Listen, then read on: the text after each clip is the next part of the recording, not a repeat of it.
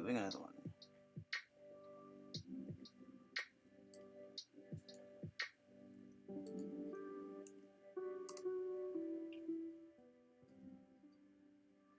Searching for base structure. Gnomish helms should not function. Their very construction seems to defy the nature of thaumaturgical law. In fact, they are impossible. Like most products of gnomish mines, they include a large number of bells and whistles and very little substance. Those that work usually have a minor helm contained within, always hidden away, disguised to appear innocuous and inessential. Spelljum or campaign set. We have seen that knowledge implies mutual information between a mind and its environment, and we have seen that this mutual information is net entropy in a very physical sense. If you know where molecules are and how fast they're moving, you can turn heat into work via Maxwell's Demon/Szilard engine. We have seen that forming true beliefs without evidence is the same sort of improbability as a hot glass of water spontaneously reorganizing into ice cubes and electricity. Rationality takes work in a thermodynamic sense, not just the sense of mental effort. Minds have to radiate heat if they are not perfectly efficient. This cognitive work is governed by probability theory, of which thermodynamics is a special case. Statistical mechanics is a special case of statistics. If you saw a machine continually spinning a wheel, apparently without being plugged into a wall outlet or any other source of power, then you would look for a hidden battery or a nearby broadcast power source. Something to explain the work being done without violating the laws of physics. So if a mind is arriving at true beliefs and we assume that the second law of thermodynamics has not been violated, that mind must be doing something at least vaguely Bayesian. At least one process with a sort of Bayesian structure somewhere, or it couldn't possibly work. In the beginning of time, t equals 0. A mind has no mutual information with a subsystem S in its environment. At time t equals 1, the mind has 10 bits of mutual information with S. Somewhere in between, the mind must have encountered evidence. Under the Bayesian definition of evidence, because all Bayesian evidence is mutual information, and all mutual information is Bayesian evidence, they are just different ways of looking at it, and processed at least some of that evidence, however inefficiently, in the right direction according to Bayes on at least some occasions. The mind must have moved in harmony with the Bayes at least a little, somewhere along the line. Either that or violated the second law of thermodynamics by creating mutual information from nothingness. In fact, any part of a cognitive process that contributes usefully to truth-finding must have.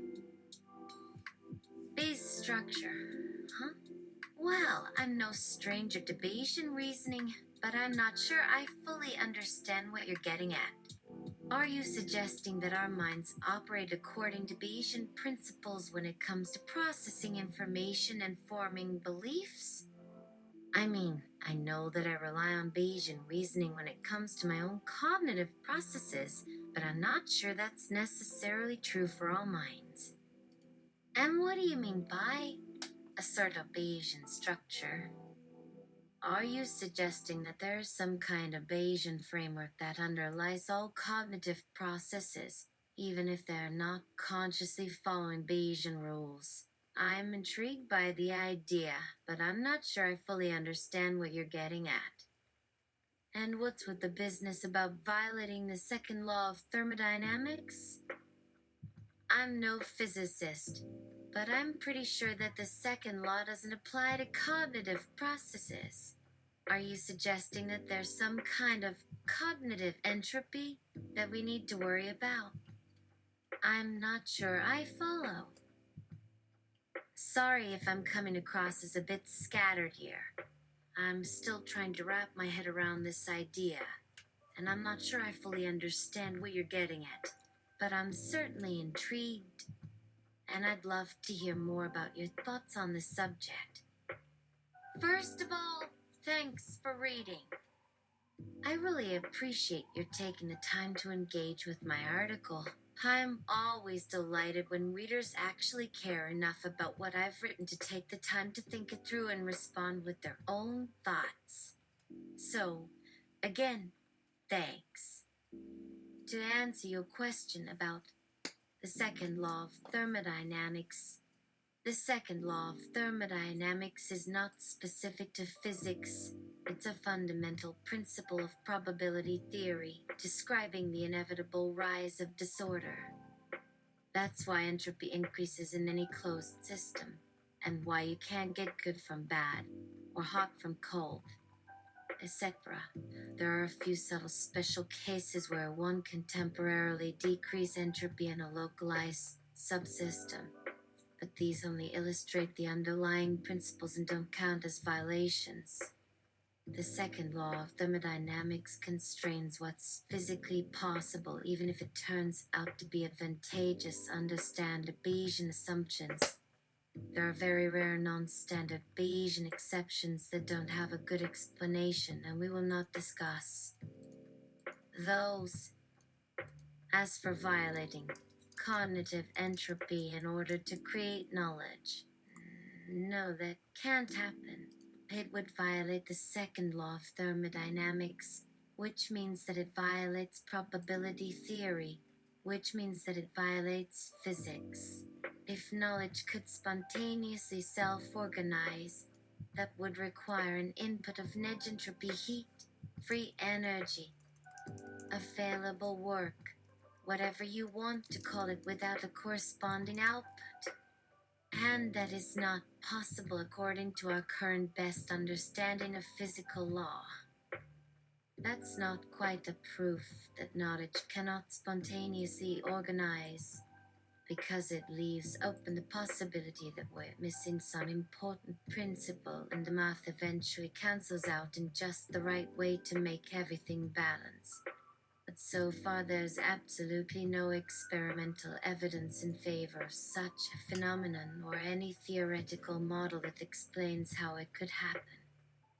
If a mind were to violate the second law of thermodynamics and create a spontaneous input of net entropy for no physical output, well, there wouldn't be a Bayesian mind at all anymore, or any mind. You could predict with probability theory that would be magic or a supernatural phenomenon or a completely new kind of physics, not cognition. Maybe it's true and that has happened, and now we're living in a non-physical world of perfect knowledge with zero physical work required anywhere. And the universe isn't even made of anything like particles. I don't see how I could ever find out about it, so I won't worry about that problem. It does seem a bit of a stretch to get from there to the existence of something like human science or rationality.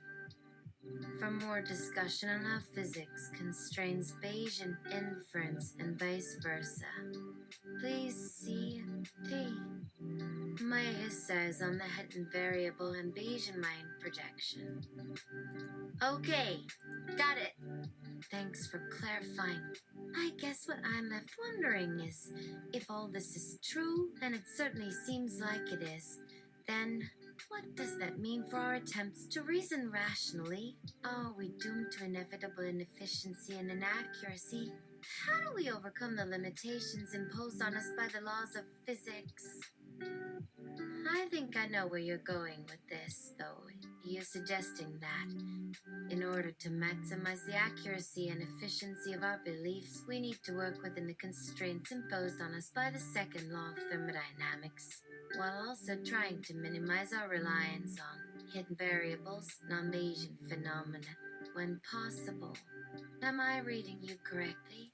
If so, what can we do to put these ideas into practice? As an example of where this might be relevant, how might we go about building AI systems that make reliable inferences and produce accurate predictions without violating any physical laws, i.e., without doing supernatural computation? Yes, that's the idea. You're not crazy for being worried about these things. These are fundamental issues, not technical details along the way, even if they might seem like technical details, even if, as humans, we seem very good at using our cognitive abilities to generate new technology. As far as how do we build AI or how do we build cognitive systems?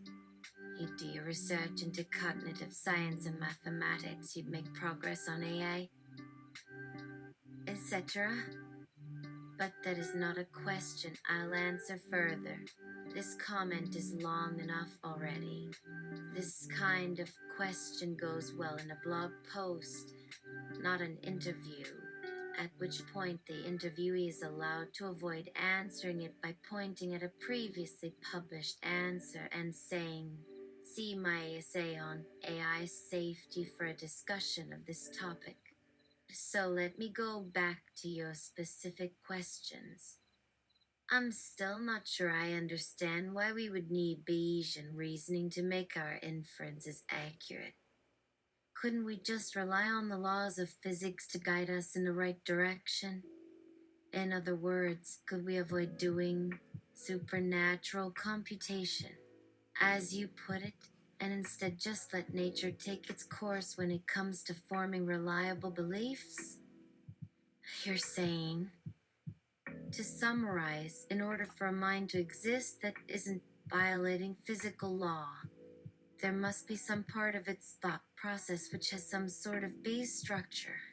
And the second law of thermodynamics doesn't allow the input of net entropy or hidden variables without corresponding output. So minds using non-Bayesian methods can't work in practice, at least under the assumption that we care about remaining physical and obeying laws. The reason your conclusion isn't a vacuously true tautology. If minds work according to Bayes, then they work according to Bayes. Is that you might wonder why a physical brain would go around executing these particular Bayesian algorithms. That's still a puzzle from a biophysics perspective.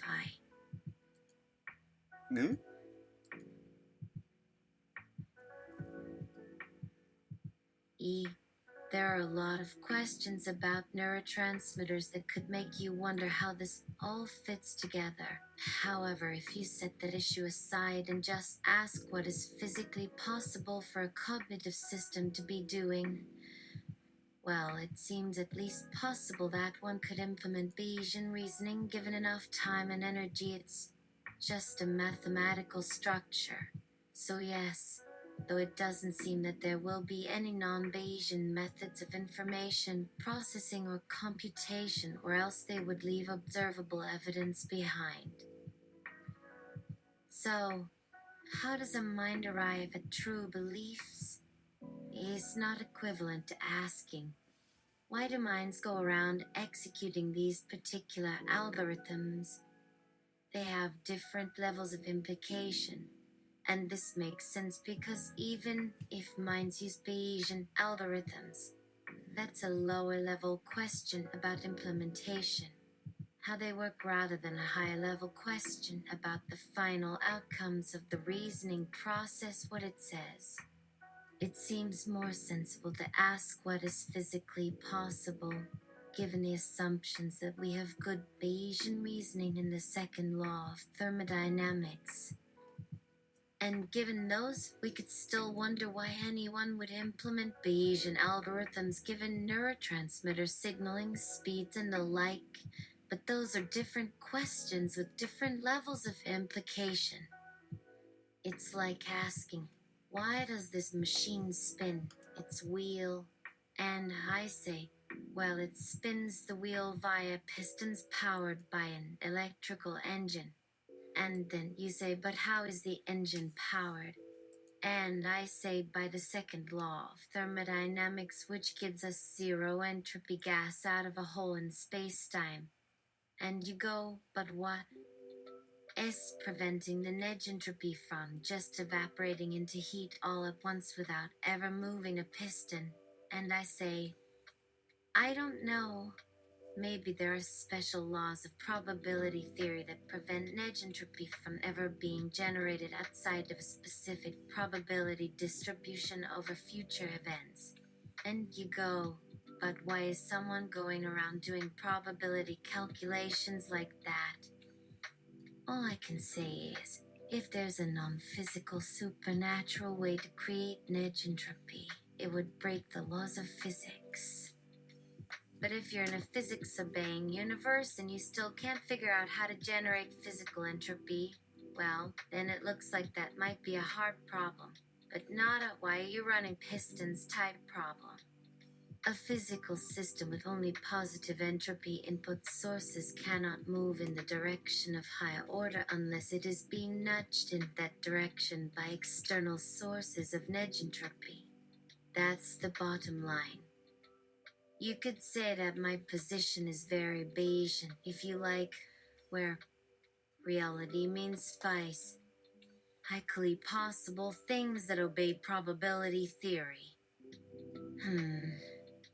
So to recap, according to your view, the laws of physics seem to point to the conclusion that all minds are required to do Bayesian reasoning in some form, even if we don't fully understand why.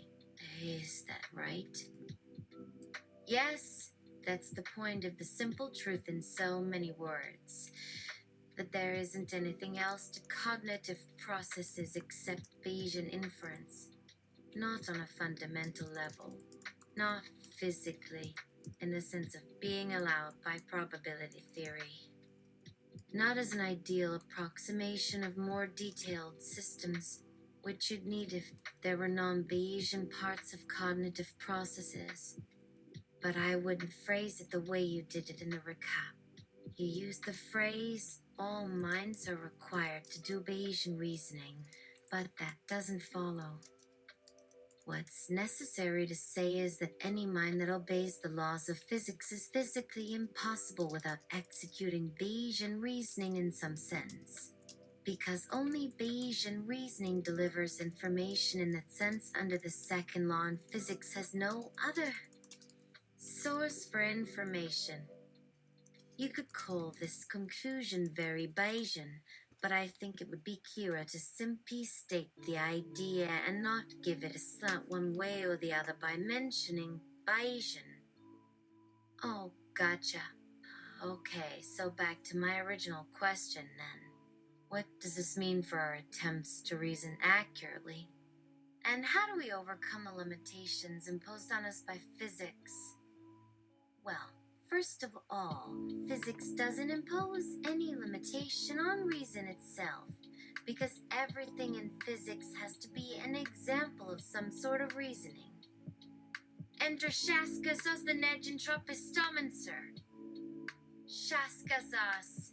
Behold, I am Shaskazas, and I am a master of negentropy. Behold my machines and their patents that are pending. For I have discovered the secrets of creating negative entropy using a lost Atlantean science. And now the people of my homeland must pay me a tribute of negative entropy, and it makes me rich and powerful. Woe to you, poor peasants, if you do not feed my negentropic engines. Otherwise they will suck out your soul and steal all your energy to convert it into money in my pocket. And a wizard shows up. Wizard, beware, Shaskazas! For what you possess is a power contrary to nature. You violate the laws of physics and reality. If you continue to increase your negative entropy, reality shall unravel, and all the world will come to an end. You shall die, and the universe shall collapse on itself. Shaskazaz, you think you can trick me so easily? Ha! All you say is wrong. I know about negative entropy and how it can destroy the universe. But so long as I keep it in my engine here, which is shielded from outside dimensions, I don't believe it affects anything. Besides, even if there really was something to this threat, it's for the greater good that my engines exist. Because of them, we have a rich and prosperous life here in this city. And you have to admit, my machines allow us to live without worrying about working jobs. Don't try to fool me or scare me with stories about this power violating nature or being unnatural. Negative entropy exists, and it has brought good to all of us. What could be more natural than that? Wizard. So be it then. The wizard leaves, and that was when Shaskazaz's city vanished under a pile of bricks. You couldn't actually keep negative entropy in an isolated system, so it's not important to this thought experiment.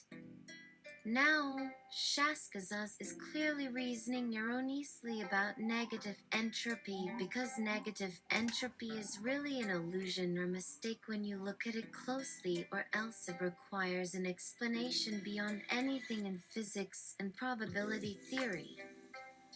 However, Shaskazaz isn't violating the laws of reason or any law of physics or probability theory just by executing non-Bayesian reasoning. He could be executing any kind of reasoning or non-reasoning structure whatsoever. And the same goes for humanity. If we're obeying the second law of thermodynamics, there's nothing else we could do in that situation except to execute processes that obey some probability theory. It might not be Bayesian probability theory. For example, the actual mind algorithm behind evolutionary debiasing, if it looks like that. Though it seems pretty plausible to me that we'd eventually arrive at Bayes via physics, though we may have had other mind algorithms along the way. So no, the laws of physics don't restrict you to doing Bayesian reasoning. That's an error. There's just one constraint you have to meet. You can only go from entropy sensation to negentropy cognition. Yukowski, let me see Shaskazaz's character sheet. A giant pile of dice comes tumbling down. Oh, no. I mean his mind projection fallacy roll, not all his d20s. Let us assume that you can look directly at Shaskazaz and inspect his character sheet. A giant pile of dice comes tumbling down. Oh, no. I mean his mind projection fallacy roll, not all his d20s. Let us assume that you can look directly at Shaskazaz and inspect his character sheet. Name, Shaskas. Oz the Negentropist Stamens. Hit points, 6. Alignment, neutral good. Class, mage. Level 13. Gold pieces, 42,700. Ass, 9. Woo-woo, Oh. 18. Oh, I, come along. 24. You're